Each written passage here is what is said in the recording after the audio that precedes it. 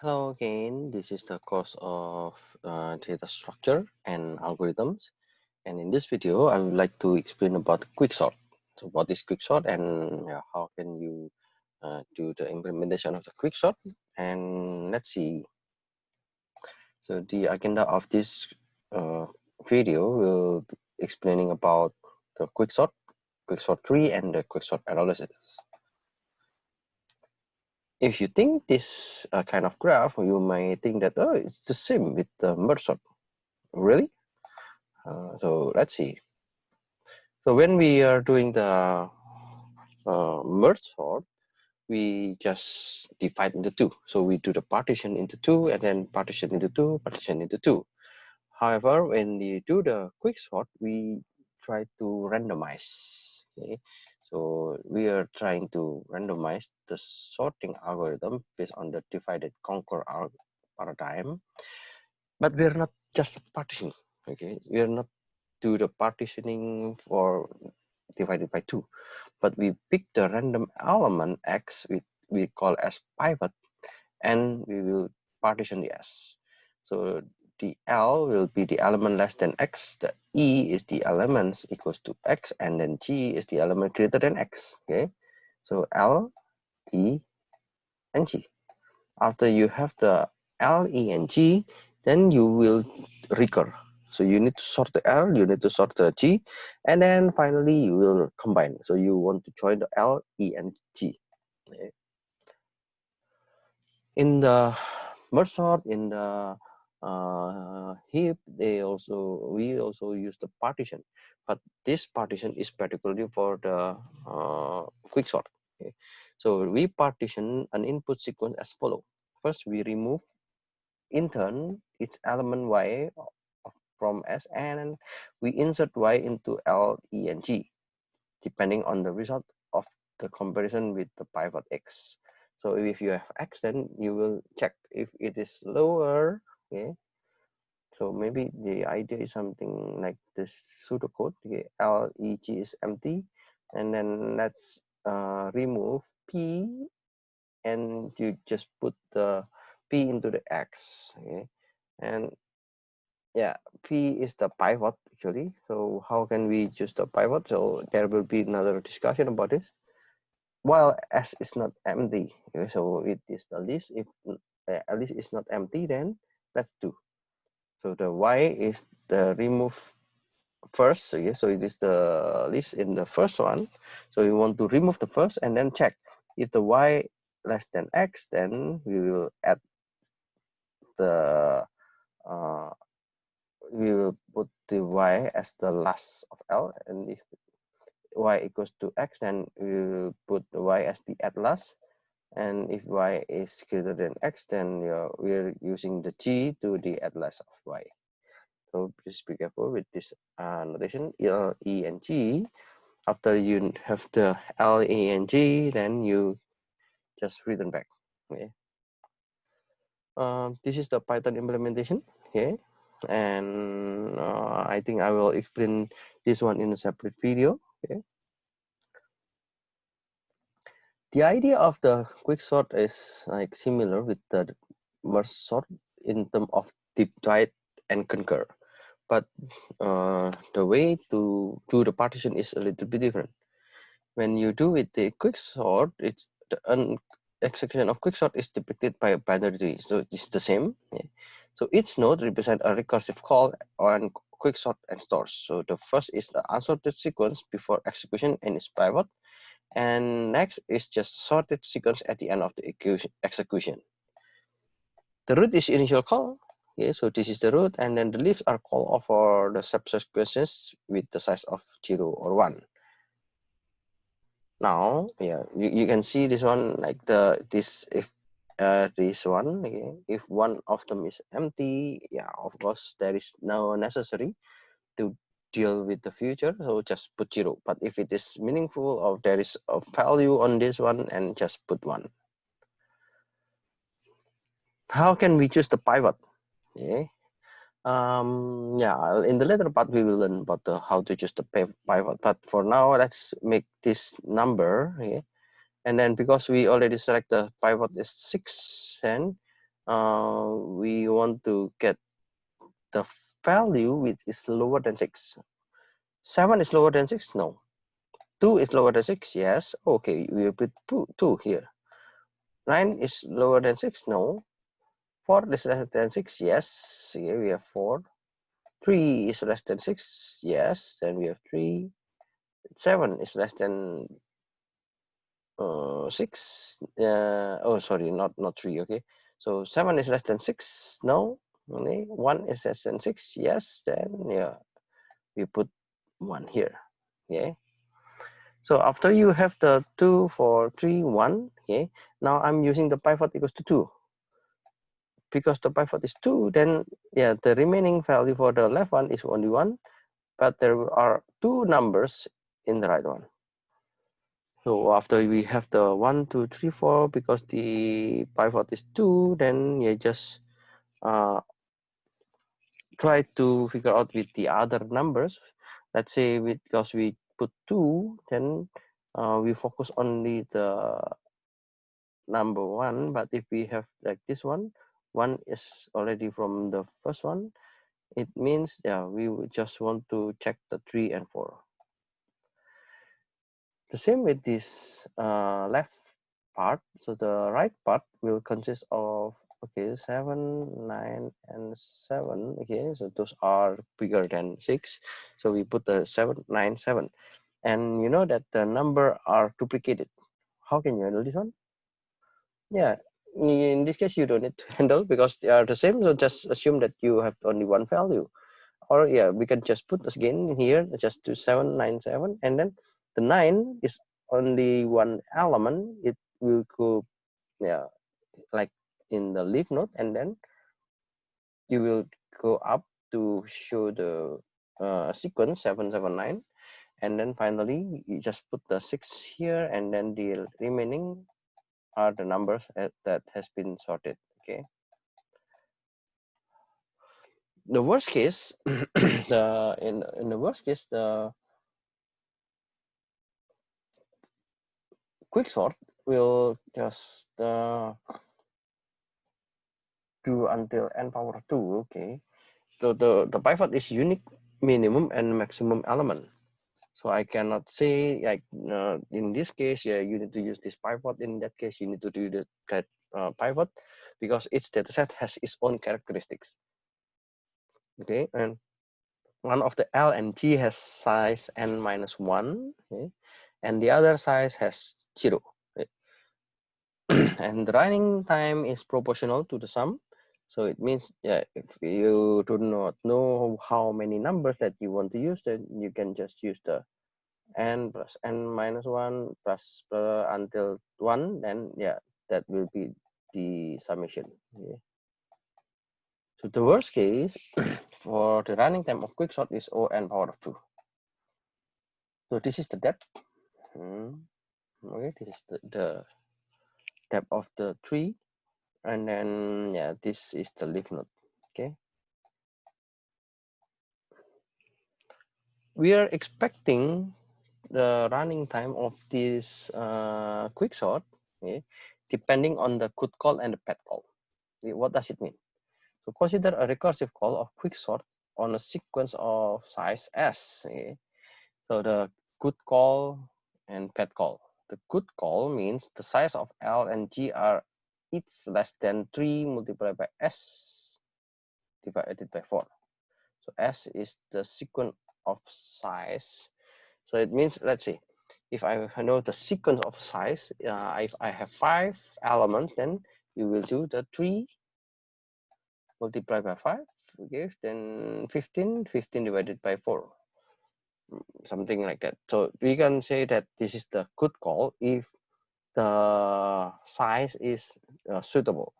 But it is bad call if one of the L and G has a size greater than 3 multiplied by 4.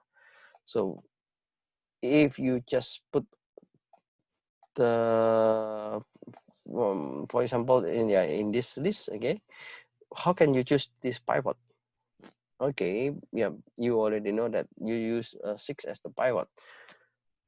but if you do not know, then maybe you will choose random, yeah, or you choose the median, or yeah, any other things that you may do for this one. But if it is just only a number which is 2, of course it will be very like imbalance. Yeah, what we call in the word is the imbalance, because it is only 1, so it will just finish. But the remaining 3, it has to 7 2 9 4 3 7 6. So because of this one, yeah, the it requires more time. Yeah.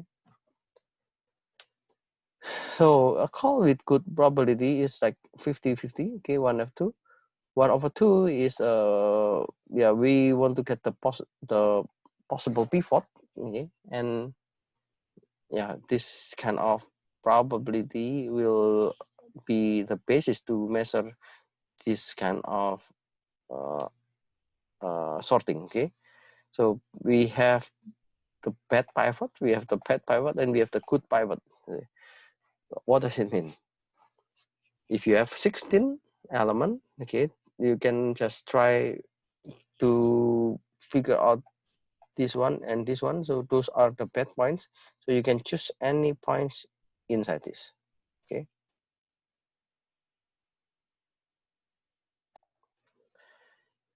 Okay. So when we are doing this expected running time, actually we can we can do the simple calculation. Okay.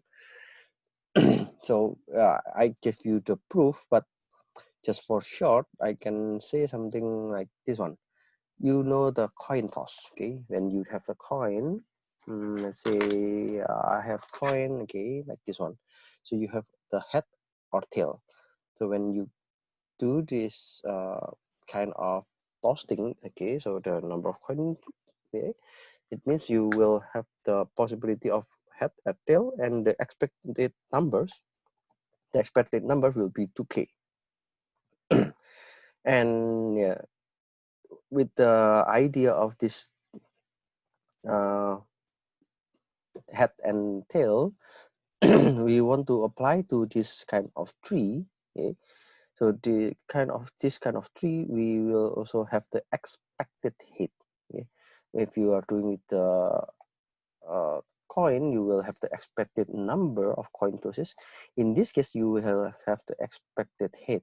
Okay. So what is the expected hit? If you are using the good pivot, then you will have like very in some ranges with the log n. Okay.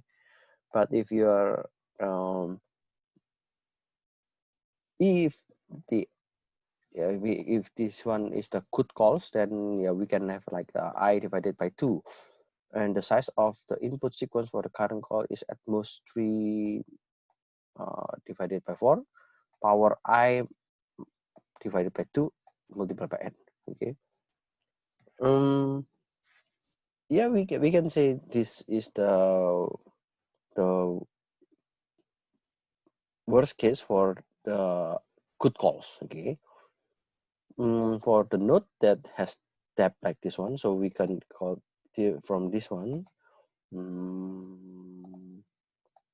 Okay, we close this one. So when you know that the input sequence is somehow that number, so using the log function algorithm, you can get this one. So the node of tab will be 2 log 4 divided by 3n, and the expected input size is 1. So the expected hit of the quicksort tree is O log n. Okay? The amount of work or work done at the nodes of the same tab is On. So the quicksort is assuming that we have the n log n. Yeah, we will check later with the other performance issue. But for the quicksort, we have what we call as the in-place quicksort. So quicksort can be implemented to run in place. So it means you don't need to create a new list, but you just change inside the list. In the partition step, we use replace operation to rearrange the elements of the input sequence, so such that the element less than pivot have rank less than its, and then the element equals to the pivot have rank between h and k, and the elements greater than pivot have rank greater than k. So with this kind of sort, you can try to do the sorting as well. Okay, so the recursive is the key. The recursive calls consider elements with rank less than h and the elements with rank greater than k. So you have two parameters, which is h and k. Okay, so this is the code. If you want to check this one, in place quick sort, you have the S is the sequence, okay, and L is the left and R is the right, and you want to check for every number. If L is if L is greater than equal to R, then return. It means you're finished. Okay. The assignment that you have, actually, it used the idea of this one. It's not the same with the quick sort, but it used the idea to arrange from the beginning and from the last. Okay. So let's see that the in-place partitioning is to perform the partition using two indices split S into L and G, and L and E are the, what is it? Union G. A similar method can split E and the union G into E and G. Okay. So let's say I have this number here. So this number is random and I want to sort it. And based on this number, we have like 0, 1, 2, 3, 4, 5, 6, 7, 8, 9. And I want just the number 6. Okay, so 6 might be the best pivot number. So after I choose the best pivot number, we need to repeat until J and K across. So J will, if this one is greater, not greater, I guess just greater than K, then stop. But if it is not J greater than K, then we will do the scanning to the right until finding an element greater than X. Scan K to the left until finding the element which is greater than X. Okay. So we start the J from the left and we start K from the right. And after you find, or if this one is correct, okay, then swap elements at in this J and K. So I took this one from the book. Okay, if you want to check, okay, you can check on the page 560. Let's assume we have this list. So the list has 1, 2, 3, 4, 5, 6, 7, 8. So there are 8 numbers, and I would like to choose one number. Let's say 50 as the X. So the next is I want to know the L and the R. So L is the left, which is the first one. Okay, based on this.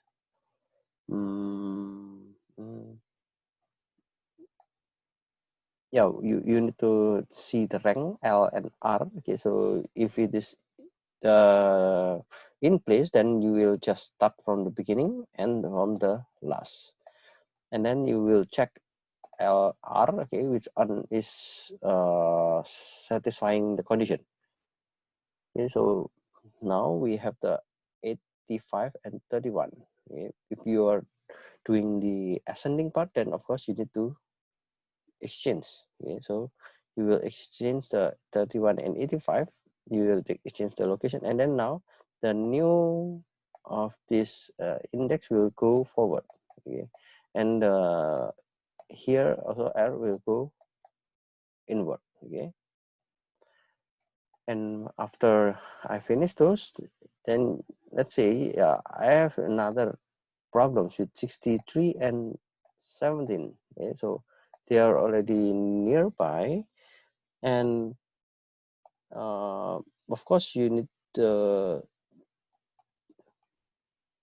you need to check this one, scan J and then scan K. So you swap element at in this J and K, In this case, you want to do the ascending, then just replace. Okay, replace. After you do the replacement like this one, so the 31, 34, 63, 45, 17, 85, and then 96. So I want to go to the next because we already determined the L and R. Okay, so we just go to the next, which is 45. Okay, L and R is in the same number, 45, but we cannot find the 50. So where is 50? Okay. After you check this temperature, this one. After you check this temperature and then you go here, so yeah, we can see that 31, 24, 63, 45, 17, 85, 19, 60. Then next will be how to change this order. Okay, so again, you know, if you are doing the ascending, then 17 is lower than 63, then swap. For this one, the L and R is just in the middle. Okay, the last part will be 50 compared with 63. So because we have the algorithm for sorting, then you can just use this idea to do the insertion sorting. So the last one, yeah, we check with the X. Okay, and then we know if the X is greater than the last element, then of course X will be the first, or yeah, before the 63. So this is the implementation of the in-place quicksort. I guess I will explain this more details in the practice. Okay. Now, yeah, the summary of the algorithm. You know the selection sort, you know the insertion sort, and those two are n power of 2. Okay. What about the quicksort?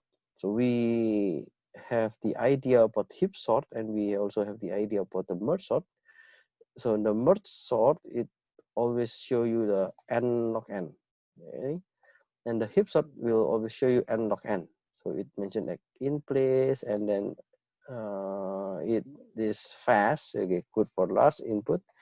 The sequential data for using the merge sort is also good.